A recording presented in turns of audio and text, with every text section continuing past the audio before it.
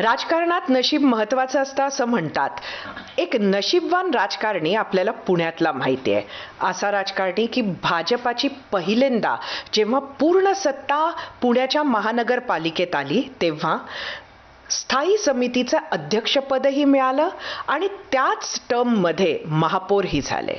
खासदारकी पहिल्यांदाच लढले आणि थेट केंद्रात मंत्रीपदही मिळालं. होय, मी मुरलीधर मोहोळांबद्दलच बोलते आणि आजच्या कॉफी विथ कौशिकमध्ये मुरलीधरजी आपलं स्वागत आहे. नमस्कार.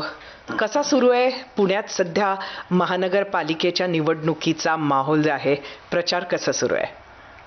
तसं तर मागच्या एक 8-10 दिवसापासून प्रचार सुरू आहे, पण आता शेवटचा आठवडा शिल्लक आहे आणि आता एकदम प्रचार तो शिगेला पोचलाय. त्यामुळे हाय व्होल्टेज सगळी आता लढाई सुरू आहे. 8 दिवस राहिलेत, त्यामुळे बघूया.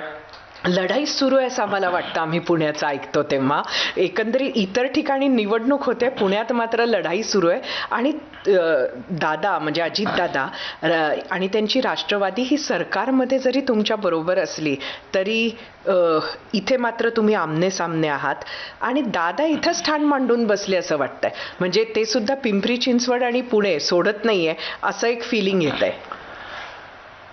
स्थानिक स्वराज्याच्या ज्या निवडणुका होत्या, खरं तर शिंदेसाहेब असतील, दादा असतील किंवा माननीय मुख्यमंत्री देवेंद्रजी असतील, हा आता ज्या नगरपालिकेच्या निवडणुका झाल्या त्याच वेळेला निर्णय झाला की स्थानिक पातळीवरच्या निवडणुका त्या त्या ठिकाणी निर्णय घेतले पाहिजेत आणि ज्याला आपण युती काही ठिकाणी झाली तर ठीक, नाही तर मैत्रीपूर्ण लढावं, अशा पद्धतीच्या सूचना आम्हाला खाली आल्या होत्या.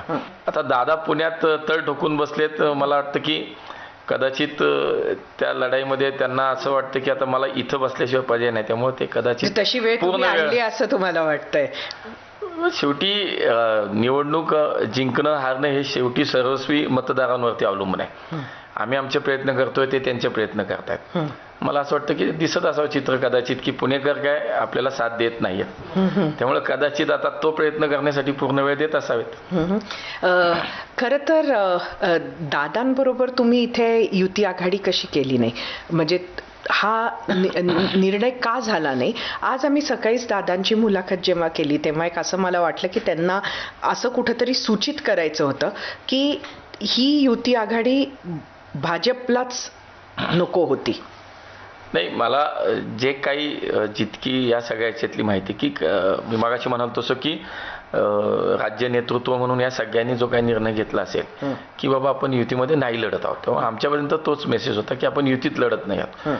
शिवसेनेची आमची युती शेवटपर्यंत आमची चर्चा चालू होती, पण दादा आणि आम्ही वेगळं लढतोय, राष्ट्रवादी आणि आम्ही वेगळं लढतोय, हे चित्र खूप अगोदर स्पष्ट झालं होतं. अण्णा, असं एक आम्ही बघतो की नंतर खूपदा म्हणजे निवडणुकीत आमने सामने असतात आणि नंतर जाऊन युती किंवा आघाडी होते सत्तेसाठी. इथे तसं होण्याची शक्यता काय आहे? शेवटी पुण्यात पुणे पॅटर्न सुद्धा राहिलेला आहे. मला असं वाटतं की त्यावेळेला परिस्थिती वेगळी होती. मागचे 5 वर्ष आम्ही पुणेकरांनी आम्हाला स्पष्ट बहुमत दिलं होतं आणि मी स्वतंत्र भारतीय जनता पार्टी म्हणूनच आम्ही 5 वर्ष महापालिकेत काम केलं.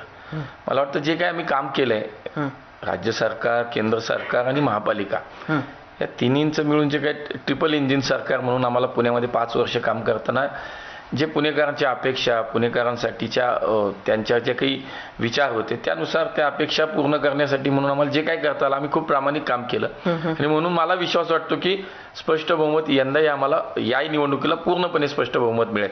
पुण्यात निश्चितपणे निवडणुकीनंतरही आम्हाला आघाडी किंवा युती करायची आवश्यकता लागणार नाही. एक बाहेर असं चित्र आहे की तुमचं आणि दादांचं जे काय